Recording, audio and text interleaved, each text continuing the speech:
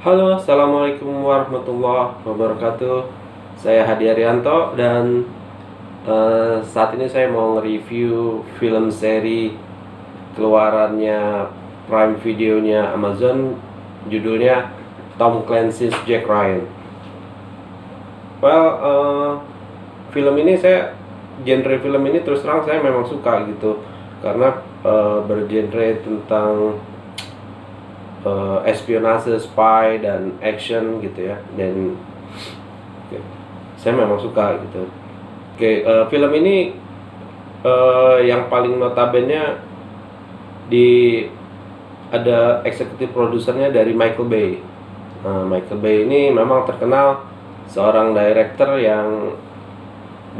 dan produser yang sering bikin film-film action yang menggelegar gitu, seperti kayak Armageddon, kayak Transformers, terus yang terakhir ada Six Underground. Tom Clancy's Jack Ryan ini dibintangi oleh sebenarnya bintangnya biasa-biasa juga, nggak ada yang terlalu terkenal ya, terutama pada season 1 kayaknya semuanya dibintangi oleh aktor-aktor atau artis-artis yang biasa-biasa aja, nggak ada yang terkenal.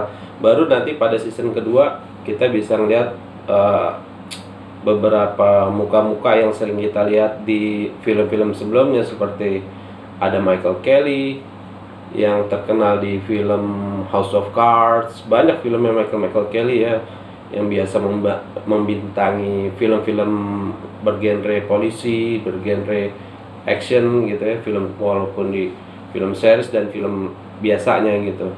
Masuk ke color tone, sebenarnya film ini color tone-nya biasa aja gitu, jadi nggak terlalu lebay, jadi enak di mata, nggak kayak film kemarin Extraction yang kayak menurut saya tuh lebay banget ya. Masuk ke sinematografinya juga biasa aja, nggak ada yang spektakuler, nggak ada nilai lebih modelan Game of Thrones gitu, biasa aja sinematografinya. Oke, masuk ke music score juga biasa aja, nggak ada yang spektakuler, yang nggak ada yang bisa diperhatikan menonjol di seri ini gitu loh. Nggak kayak di serinya Netflix yang Stranger Things, itu kan soundtracknya dan music score-nya juga keren-keren ya, jadi enak banget untuk dinikmatin. Masuk ke cerita juga story biasa aja, dan di season 1 itu hampir nggak ada plot twistnya ya. Kalau yang saya perhatikan hampir nggak ada plot twistnya, tapi ya memang film bergenre ini memang hampir nggak nonjolin itu, karena dia hanya ingin menampilkan action dan cerita-cerita espionasenya itu kan. Terus masuk ke pace-nya juga, film seri ini biasa aja, nggak ada yang kecepatan banget dan nggak ada yang kelambatan banget gitu. Jadi memang enak untuk dinikmati ya, enjoyable ya, maksudnya nggak ada yang tahu-tahu ceritanya cepat banget, nggak ada yang tahu-tahu jadi lambat banget, nggak ada, biasa aja, normal aja jalannya.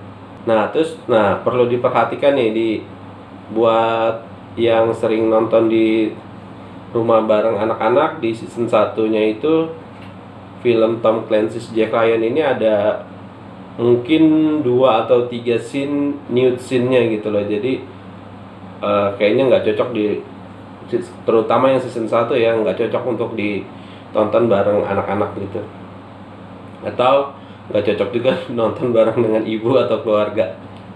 Oke, masuk ke karakter development. Di season 1 ini yang parah, kalau saya perhatikan hampir nggak ada pendalaman karakter yang notable gitu, nggak ada yang bisa diperhatikan ya.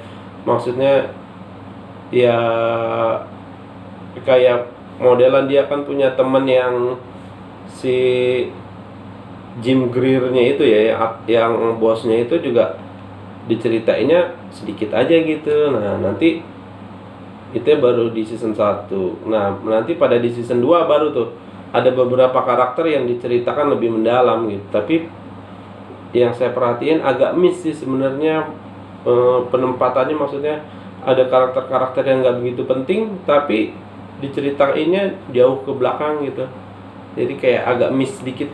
Mengenai actionnya juga, nah ini salah satu nilai lebihnya ya, maksudnya a believable action scene ya, maksudnya ada scene action yang sesuai realita gitu, nggak terlalu lebay.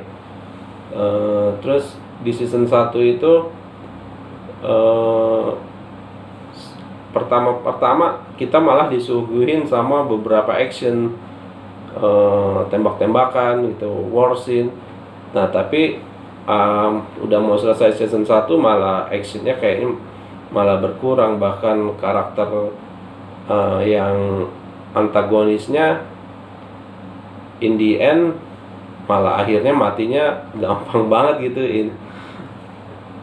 Nah tapi ini salah satu nilai plusnya dari film seri ini, si direkturnya ini bisa nyeritain detail dalam dunia perintelijenan itu dengan sangat real gitu, seperti kayak dia modelan menyebutin troops-troopsnya yang JSOC, terus ada penyebutan POTUS untuk kode Presiden Amerika, terus dia nyebutin CIA officer instead of CIA agent, terus dia ada perkataan kayak modelan hitman actual gitu. Ini kan bahasa-bahasa intelijen yang memang real di lapangannya di Amerika seperti itu. Jadi kelebihannya itu di film seri ini.